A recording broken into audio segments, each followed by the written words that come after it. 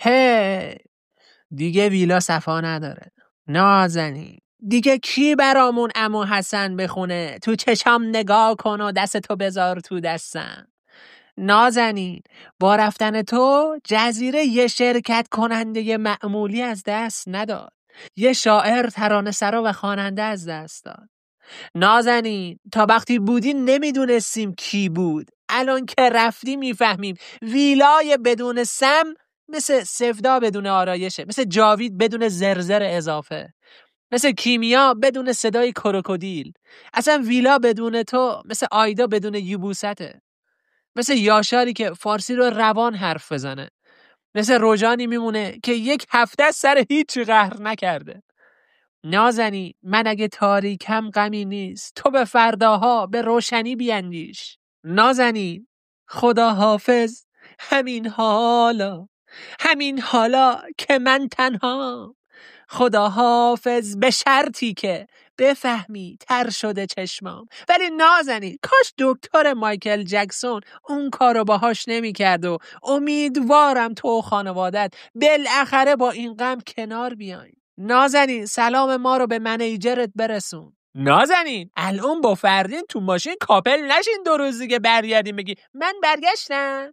در غم از دست دادن نازنین عزیز، سلام به عشقای ابدی خودم. مرسی از حمایت‌های همیشگیتون. لایک، کامنت و سابسکرایب رو فراموش نکنید. مرسی از همراهی و محبتاتون. ولی نازنین کاش بودی و مشکلات زانو و کمر جاوید رو به عنوان فیزیوتراپیست درمان میکردی. ولی اگه من اون دانشگاه استانبول جنوب قبرس بومهنه هرچی هست که نصف ایرانیای مقیم ترکیه دارن توش فیزیوتراپی رو میگذرونن پیدا کنم، سگ تو جاوید هستن. لامصبا ما خودمون بومهن مزگان داشتیم، دسته مهندس حسابدار میداد بیرون. خوبیش هم این بود هر ترم 4 واحد گلشناسی رایگان خارج از برنامه پاس میکردی. گل دست گل و اینا نه ها. حالا ترکیه شاخ شدن فیزیوتراپیست صادر میکنه، اما الحق اگه جاوید و نازنین خروجی هاشن متاعش اصلی تره. واسه بومهن نهایتا یاشارتور خیره میشدن یه گوشه، اما کالای ترکی قشنگ درس عبرت گل که اعتیاد نداره داره نشونمون میده. اما نازنین به کنار، دیگه ویلا صفا نداره. فردین بختت رو پسر. فردین تو مثل پسری بودی که برای اولین بار دوست دخترش راضی شد بیاد خونهشون، ولی همون روز جنگ شد و بعدش هم دختره مهاجرت کرد. فردین ولی چه دلبری هایی میکردی کلک، چه بلا شدی لحظه آخری. ولی فردین نامردا حتی نذاشتن دیت تو کامل بشه. پرستو ساله‌ای سگ تو روه. پرستو اون پسر تازه داشت از شیرینی‌های عسل میگفتاش به جاهای خوبی میرسی. ولی فردین تو هم یک ملک تاش ریز داشتی یا خدا وکیلی 100 تومن میدم، سلام بانو و این داستانا. ولی فردین ستاره ها رو سری میزنن، عیبی نداره، عقاب همیشه تنهاست. فردین ویلا بدون تو تقریبا هیچ چیز خاصی کم نداره، صرفا دقت میکردی. ولی کاش بودی و ما از نمای هویج خوردنت لذت میبردیم. فردین پرچم شیراز بالاست، بالای بالا، خدا قوت پهلوان، خودش شیرازیه، پدرش هم شیرازی. اما از فردین بگذریم و بریم سراغ یلا مطمئنم تو توی مدرسه وقتی معلم میخواست یه نفر رو برای امتحان بیاره قیافت رو شبیه گربه شرک میکردی انتخابت نکنه. یلا چرا هرچی گریه میکنی اشکت نمیاد؟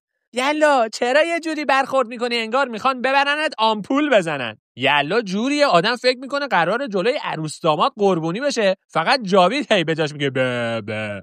اصلا یه جوری چسب داره قسمت آخر همه دارن میرن، فیلمبردار و عوامل و بقیه یلا پشت سرشون آب میریزه میگه زود برگردین. یلا رو تو فصل 3 نبینیم یه وقت یهو وسط رقص هر قسمت میاد یه هلیکوپتری میزنه میره. اصلا تو افسانه های روم یلا یکی از اساطیر ماندگاری بوده که موقع تولد خدایان روش چسب ریختن. یلا همون روز که گفتی اسمم از بلندترین شب سال میاد باید فکر اینجاشو میکردی. یلا تو بیشتر غروب 13 به در بهت میاد تا شب یلا، این کارا چیه میکنی؟ حتی پلن دفعه بعد هم میریزه، میگه مرسی که به من رأی ندادین بچه‌ها، من کنیزتونم، به حق همین 2 بچه صغیر عسل به من رحم کنین. حالا بچه‌های عسل که صغیر نیستن، البته کاملا بچه‌های کبیرن، ولی تفلان عسل یه وقت باعث نشه حواستون پرت بشه، یادتون بره ما رو سابسکرایب کنید. همین الان گزینه مشترک شدن یا سابسکرایب رو از اون بغل یا بالای کانال فعال کنید و مرسی از همتون. اما از همه بگذریم و ستاره بیچون و چرای هر قسمت، آنکه با رفتار آدمیزادی غریبه است. خدایان باستان گل او را از پاکترین و خالصترین پهنها و کودهای مزارع دامپروری سرشتند. آنکه در شروع رابطه جیوید، در میان رابطه جسی و در پایان رابطه اون پسره نام دارد. آنکه خدا لعنت بکند ساقی‌های استانبول رو که جنس‌های ناپاک پخش می‌کنند. چویس های او تمامی ندارد. این شما و این آدمی که از دور شبیه جانی دپ هستش، از 2 کیلومتری تقریبا. جاوید به سلطان بعد از 2 رابطه که پرلیس ادامه میداد و یا تو یا هیچ کس دیگه، تازه عشق اول رو کرده. واقعا میگن هیچ عشقی تو دنیا عشق اولی نمیشه. همینا طفلی دلش جای دیگه گیر بوده، نمیتونسته خوب ابراز علاقه کنه، وگرنه مشخص قطعاً بیشتر از اینا حوله. جاوید تو وقتی دختر میبینی از میزان جوگیر شدنت میشه برق تولید کرد. چوسی علمی، چوسی ادبیاتی، چوسی منطقی، چوسی فان، چوسی ورزشی، چوسی آشپزی، چوسی مالکیتی. جاوید من ژانرهای متفاوتی از چوسی دیدم، ولی واقعا چوسی ناشتا عجیب ترین چیزی بود که با حضور تو دیدم. جاوید اصلا بخور، دهن خودته، ما مشکلی نداریم، نمیگیم نخور، ولی ناشتا نخور حداقل. یه چایی، یه صبحونه، بعد شروع کن. بادی و جاوید چه لاس شرعی میزنن؟ یعنی بیا فعلا که تو رابطه نیستم یه لاسی داشته باشیم. جاوید بادی نشه ماچی ماچی. کیمیا جان هم پدیده جالبیه. یه پارتنر داره، یه ددی، یه دادا، یه بادی، یه سوشال فرند، یه بستی، یه جاس فرند، یه چت فرند. به شدت هم اعتقاد داره دست نیافتنیه.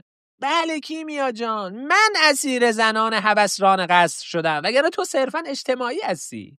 نه تنها کیمیا، بله یاشار جان، پیتزا و نوتلا مستونت بود، فکر زهرمار زمستونت بود. آفرین ددی جون، اسب شو عمو سواری تو ببینه. ولی ایمی نداره یاشار، دایی منم یه بار بدون اجازه واسه خودش کفش خرید، هیچ اتفاقی نیفتاد. 2 ماه بعد کبودی چشمش رفت. ولی یاشار من حرفای عادی تو نمیفهمیدم، الان دیگه دلبریاتو اصلا نمیفهمم. یکی به این طفلی کمک کنه، داره گیری پاچ میکنه، یکم بیشتر زور بزنه تصم تایم پاره میکنه. یاشار چی میگی؟ این بار واقعا جملات طنز من نیست، واقعا کلمات خودشه.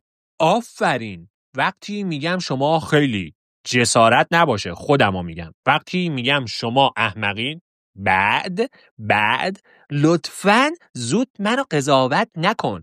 میدونستی من صابخونم. قربونت برم، قربون اون کله خر روانیت بشم، من صابخونم.